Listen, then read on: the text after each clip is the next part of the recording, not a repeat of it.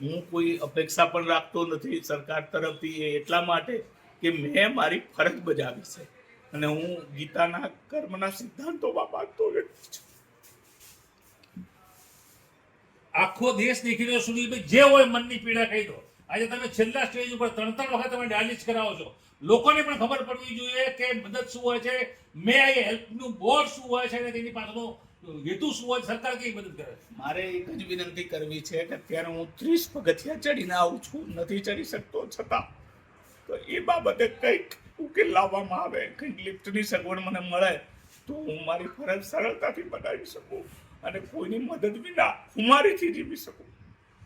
3 વખત ડાયાલિસિસ થયું છે, બીમાર છો અને મોટી તકલીફ છે. આ તબક્કામાં નિરાશ ન થશો, પણ તમે કેવું અનુભવો છો, શું પીડા છે, જૂના વિચાર પણ આવતા છે તમારા પરિવારમાં, બાળકોના, શું તમારું પરિવારનું સ્ટેટસ શું છે? મારા પરિવારમાં એકમાત્ર મારી બાળકી છે અને મારી પત્ની મારી ખૂબ સેવા કરી છે. એ દવાખાનામાં પણ મારી પડખે ને પડખે રહી છે. 24 કલાકમાં એને 6 દવાખાના બદલ્યા છે મારે માટે. અને આજે પણ હું કોઈ પણ જાતના કોઈની પણ મદદ વગર મારે મારી ફરજ બજાવીશ. હું એના માટે સક્ષમ છું. જ્યાં સુધી હું જીવિત છું ત્યાં સુધી હું મારી ફરજ બજાવીશ અને એના માટે મારું મનોબળ ખૂબ મજબૂત છે, મક્કમ છું હું કે નહીં, મારે કર્મ કરવું જ છે. કારણ કે ગીતાના કર્મ સરકારની જ્યારે તમે નિષ્ઠાપૂર્વક ફરજ બજાવો છો, કર્મ કરો છો, ત્યારે સરકાર અનેક કેસોમાં ઇનામ આપતી હોય છે. જો કે આજ વાત કરવી છે એવા દુઃખી દર્દ સાથે પોતાનું જીવન નિર્વાહ કરતા કર્મચારીની કે જેને કોરોના જેવા સમયમાં લોકોની સાથે રહી સેવા બજાવી છે. કોરોના બીજા ફેઝમાં તરફ લોકો જ્યારે કોરોનાથી પીડાતા હતા ત્યારે નગરપાલિકા ડીસાના કર્મચારી સુનિલભાઈ મહેતા સરકારની આપેલી ફરજ નિભાવતા હતા. તેમનું કામ સરકાર સાથે સંકલનમાં રહી કોરોના દર્દીઓના લેબોરેટરી ટેસ્ટના રિપોર્ટોનું જે રિપોર્ટિંગ થતું હતું તેનું સંકલન અને તેનું મોનિટરિંગ કરવાનું હતું. સુનિલભાઈ આ કામમાં સતત રચાપચા રહેતા હતા. તેઓએ પોતાની ફરજને ખૂબ જ ઈમાનદારીપૂર્વક નિભાવી હતી. જોકે કોરોના સંક્રમિત થતો રોગ હતો અને આ કોરોનાએ તેઓને પણ તેમની ચપેટમાં લેતા તેઓ કોરોનાગ્રસ્ત બન્યા હતા અને તે બાદ શરૂ થઈ હતી તેમની તકલીફ. જી હા, તસવીરમાં દેખાતા સુનિલભાઈ મહેતાની તકલીફોનો કોઈ હાલપાર નથી. અત્યારે ફર્સ્ટ ક્લાર્ક તરીકે ડીસા નગરપાલિકામાં આપ જ્યારે જશો ત્યારે તેઓ અચૂક તમને સમયસર હાજર જોવા મળશે, મદદગાર ભાવથી જોવા મળશે. જો કે તેઓની સૌથી મોટી પીડા છે કે કોરોના અસરગ્રસ્ત થતાં તેઓની એક આંખ ડાબી તેઓએ ગુમાવી છે. એટલું જ નહીં, તેના ઇન્ફેક્શન બાદ ધીરે ધીરે દવાઓની અને કોરોનાની આડઅસરથી તેઓએ પોતાની બંને કિડની ગુમાવી છે.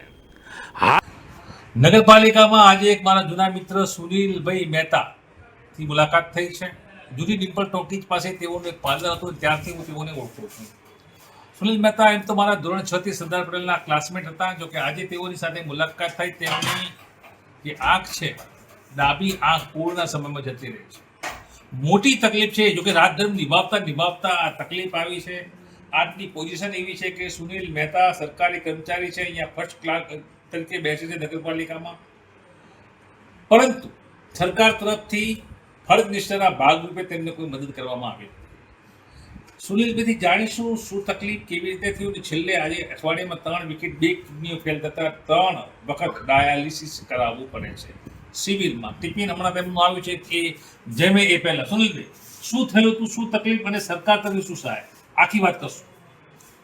શરૂઆતમાં જ્યારે કોરોના કાળ થયો એ વખતે મારી નોકરીના ફરજના ભાગરૂપે ફર્સ્ટ ઇન્ફોર્મર તરીકે સંબંધિત જ્યાં પણ કેસ આવે ત્યાં ઘરની મુલાકાત લઈ કેટલો ભાગ કન્ટેન કરવાનો એની દરખાસ્ત અહીંથી શહેરી વિસ્તારમાં તૈયાર કરી અને ઘટના સેનાપતિ તરીકે ત્યાં મામલતદાર કચેરી થ્રુ ત્યાં કલેક્ટર કચેરીએ મોકલવાની થતી હતી. એમાં મારી ફરજ હતી અને એ ફરજના ભાગરૂપે હું સંક્રમિત થયો બીજા સ્ટેજમાં સંક્રમિત થતાં હું વંશાલી હોસ્પિટલ ડીસા ખાતે જે કોવિડ હોસ્પિટલ બનાવવામાં આવી હતી ત્યાં 8 દિવસ દાખલ થયો હતો. તે 8 દિવસ પછી મને રજા મળતા મારી ડાબી આંખના પડદામાં તકલીફ થતાં મેં ડૉક્ટર રોહન ચૌહાણ ત્યાં શિવરંજની 4 રસ્તા અમદાવાદ ખાતે સારવાર લીધી હતી. સારવાર દરમિયાન ત્યાંની સ્ટીરોઇડ દવાઓના કારણે મારી બંને કિડની ફેલ થતાં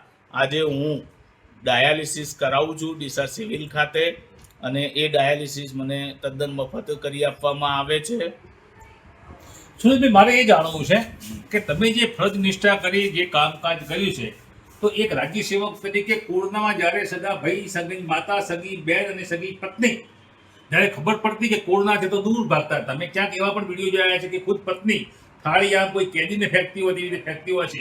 એવા કપરા સમયે તમે લોકોની સેવા કરી, તમે બીમાર પડ્યા અને સરકારી ફરજ નાખતા નાખતાથી આટલા સુધી પહોંચ્યા છે, આંખ જતી રહી છે, 2 કિડની જતી રહી છે, સરકાર તરફથી શું મદદ મળી છે, જે હોય કે?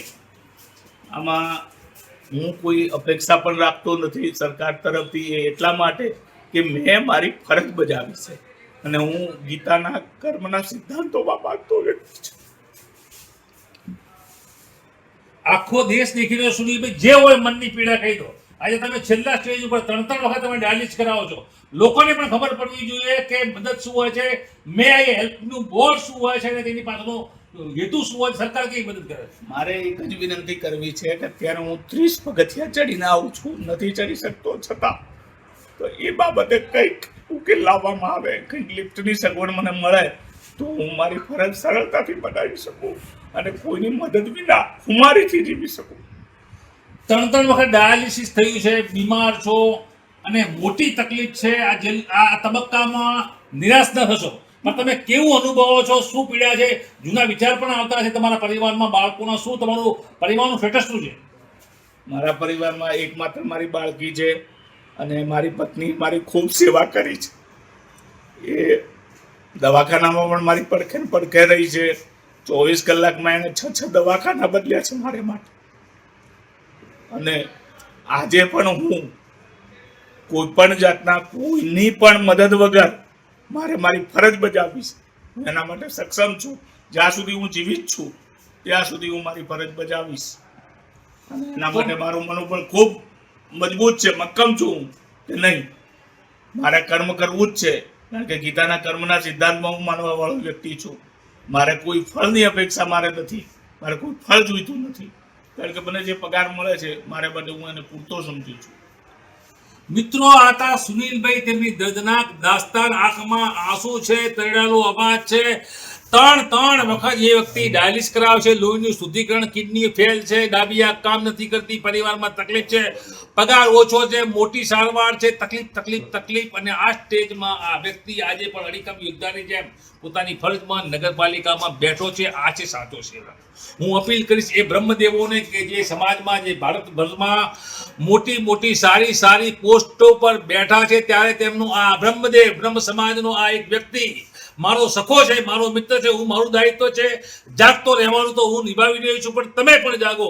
જે પણ અધિકારીઓ ખાસ કરીને ગુજરાત સરકારમાં બેઠા છે, આ વ્યક્તિની પીડામાં શું તેને ન્યાય મળવો જોઈએ, શું તેની સહાય કરવી જોઈએ, તેની પણ તમે આજે વાત કરશો. જે પણ મોટા બ્રહ્મ સમાજના અથવા 18 વર્ણના સમાજના મોટા જે સેવકો છે, જે દાતાઓ છે, જે લોકો કામ કરે છે, સાચા જે મદદગાર લોકોને ગોતતા હોય છે કે કોને મદદ કરી શકે, આ સુનિલ જે વ્યક્તિ છે નગરપાલિકામાં ફર્સ્ટ ક્લાસ છે, જીવનના અંતિમ તબક્કામાં છે, ડાયાલિસિસ, બંને કિડની ફેલ થઈ છે, ડાબી આંખ બંધ છે, છતાં પોતાની ફરજ પર બેઠા છે. ટિફિન આવે છે ₹70 મારી નજર સામે આવ્યા છે. એ આરોપ છે, અહીંથી ક્યાં જતા નથી. લોકો બપોરે ખાવા માટે 2 કલાકની ગેપ પડે છે, પણ આ માણસ પોતાની ખુશી એટલા માટે છોડતો નથી કે કોઈ કદાચ કેવો વ્યક્તિ આવે ને મારી મદદની જરૂર પડે. મદદની જરૂરિયાત છે. જિલ્લા કલેક્ટર, રાજ્ય સરકાર અને ખાસ કરીને નગરપાલિકાનું જે વહીવટ સંભાળ છે તે અધિકારીઓ પણ આ વાતનું ધ્યાન રાખે. સુનિલને જરૂર છે મદદની, આ રાજ્ય સેવકને જરૂર છે મદદની, આ પ્રમાણિક અને કર્તવ્યનિષ્ઠ માણસને જરૂર છે. ત્યારે સરકાર હવે શું મદદ કરે છે તે જોવાનું.